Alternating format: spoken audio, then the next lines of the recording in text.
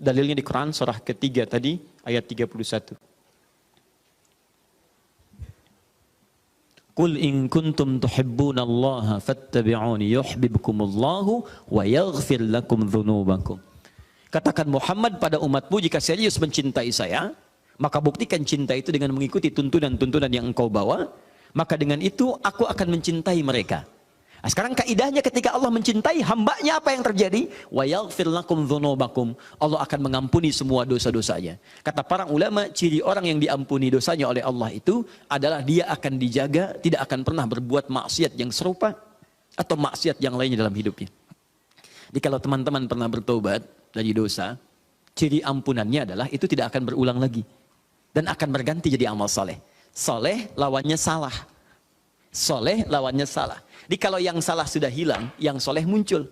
Kata-kata baik itu soleh. Umpatan itu salah.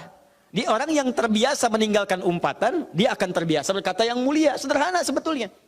Jadi kalau kata-kata Anda sedang mengeluarkan yang kotor, ini menunjukkan amal soleh Anda kurang. Karena yang soleh itu tidak akan bertemu dengan yang salah. Maksiat tidak akan ketemu dengan taat. Sederhana. Jadi kalau Anda bisa memilih yang soleh, kenapa Anda pilih yang salah? Ya. Kalau Anda bisa memilih taat, kenapa mesti melakukan maksiat? Rizki itu, Anda mau cari dengan yang soleh atau dengan cara yang salah, tidak akan pernah mengubah jumlahnya. Tetap akan sama. Sampai meninggal tidak akan berubah. Yang beda cuma keberkahannya. Anda cari dengan cara yang jujur misalnya. Hidup Anda sampai dengan meninggal 100 miliar. Anda cari dengan korupsi, nggak akan menambah, nggak akan kurang 100 miliar juga. Cuman barangkali yang beda keberkahannya. Jadi kalau Anda bisa mencari dengan yang halal, kenapa mesti maksa mencari yang haram? Gak akan berubah. Tapi kan lebih banyak itu cuma dikumpulin, bikin Anda capek. Segitu juga nilainya. Anda korupsi, datang misalnya 50 juta. 50 juta itu cuma Anda pegang, hitung, pegang. Dengan yang satu, turunnya 500 ribu per bulan. 500 ribu, dijaga oleh Allah supaya gak capek. Sudah, kamu gak usah capek ngitung. Ya, biar saya yang pegang. Butuh, saya kasih. Pas butuh, ada. Pas butuh Anda, datang. Saya kemarin malam atau awal malam Jumat kemarin saya cerita, ada keluarga penghafal Quran, hamalatul Quran. Istrinya penghafal Quran, suaminya penghafal Quran, istrinya bahkan sudah punya sanad, anak-anaknya penghafal Quran. Anda tahu teman-teman, suaminya dalam kacamata manusia, hanya dalam kacamata manusia, seorang kuli bangunan. Datang berangkat. Bawa uang cuma 500 ribu, Bu. 500 ribu ke rumah. Tapi setiap suaminya bawa uang ke rumah, kata istrinya, Alhamdulillah Abi bawa uang banyak sekali. Banyak sekali. Istrinya kadang ke sawah, nanam padi, bawa-bawa kayu. Itu saya pernah lihat gambarnya bawa kayu itu selalu begini, Masya Allah, luar biasa. Tapi dahsyatnya, Anda berkunjung ke tempatnya, selalu tersaji makanan yang beraneka ragam. Kue ini, makanan ini, dan sebagainya. Dan berkah hidupnya. Enak gitu. Nikmat. Jadi saya katakan pada Anda, kalau Anda sudah mendekat kepada Allah menjadi hamba yang dicintainya, Anda nggak akan susah dalam kehidupan dunia.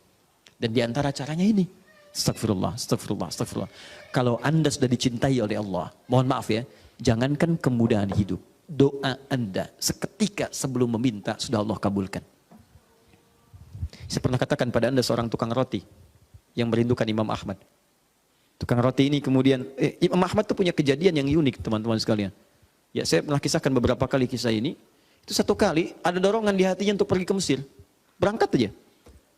Begitu berangkat, capek beliau istirahat di dalam satu masjid. Faqih, ahli fikih, ulama besar. Tapi barangkali namanya sampai duluan kepada banyak orang sebelum kelihatan gambarnya atau wajahnya. Sosoknya belum pernah terlihat, tapi namanya menembus batas penglihatan orang lain. Hampir semua kalangan kenal dengan Imam Ahmad. Kenal dalam pengertian, pernah mendengar namanya. Tapi belum pernah melihat sosoknya. Tiba-tiba ketika istirahat di dalam masjid, marbot masjidnya mengatakan, keluar dari sini. Keluar. Karena belum pernah lihat Imam Ahmad sebelumnya. Imam Ahmad tidak pernah mengatakan, saya Imam Ahmad. Tidak. Ya, tapi kata beliau, saya hanya beristirahat. Karena tahu fikihnya. Tidak, kamu keluar dari sini. Maka ketika beliau keluar istirahat di alas di luar itu. Di pelataran. Diusir juga. Rawah katanya. Di bahasa Arab itu ada 3 cara minta orang pergi. Ya, untuk keluar. 1 ukhruj atau idhab, pergi. Yang kedua barah, keluar. Ya, kalau sudah barah itu sudah agak kasar. Ya, udah agak kasar tuh, ya. Ukhruj, Anda diam. Barah, Saya bukan Barok, saya Husain. Bukan, itu kasar namanya. Keluar, keluar. Nah, ada yang ketiga yang lebih kasar lagi, namanya rawah. Rawah dari kata roh, pergi dengan roh-rohnya sekalian. Jangan sampai fisiknya ke sana, rohnya di sini. Ya, atau sebaliknya. Baik, rawah itu disebut rawah ente, rawah, pergi sana. Pergi Imam Ahmad di jalan, kemudian beliau sedang jalan, tiba-tiba kelihatan oleh tukang roti sedang membuat adonan rotinya. Begitu melihat orang ini terlihat semakin lelah, dipanggil oleh beliau, Syekh ta'al huna, kesini, silahkan istirahat dulu. Imam Ahmad istirahat merebahkan, kemudian sambil melirik kepada tukang roti ini, dia setiap membuat adonan roti, dia beristighfar kepada Allah. Astagfirullah, astagfirullah, astagfirullah. Imam Ahmad paham dengan faidah ini. Tapi beliau ingin mendengar apa yang diucapkan tukang roti ini lewat lisannya. Maka bertanyalah kepada tukang roti ini. Perhatikan kalimatnya. Ma faidatu istighfarika ya Syekh. Syekh, Sayyid, Anda saya perhatikan dari tadi setiap bikin adonan, lakukan ini, selalu istighfar. Apa sih manfaat istighfar itu bagi Anda? Apa manfaat istighfar itu bagi Anda? Perhatikan kalimatnya. Wallahi, kata tukang roti ini, wallahi tidak pernah saya mengamalkan istighfar dalam setiap pekerjaan saya kecuali semua doa-doa saya dikabulkan oleh Allah Subhanahu wa taala. Kecuali satu sampai hari ini yang belum terjadi.